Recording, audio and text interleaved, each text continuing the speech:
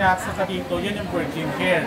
And then, dito po, mula dito sa black hanggang sa dulo niya is chemically treated na siya. So, ibig sabihin po, dry na yung buhok niya. Or para po maiwasan po natin na magkaroon po tayo ng damage reaction, wet application natin si buhok. Bago nyo siya applyan, wet application muna. Okay?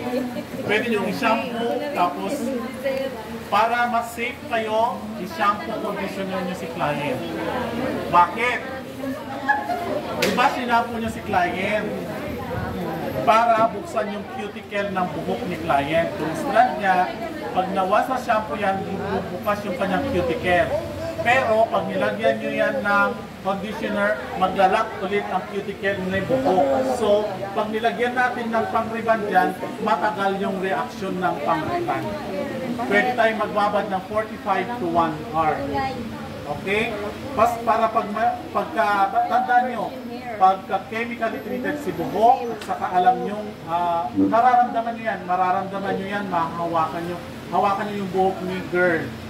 Hawakan nyo siya. Dry na yung buhok niya. So, mas maganda to, shampoo and then conditioner, tapos wash saglit, kahit hindi na yung super wash. Saglit lang. Yan. Tapos, sarap tayo application ng family pan. Okay? Yes po.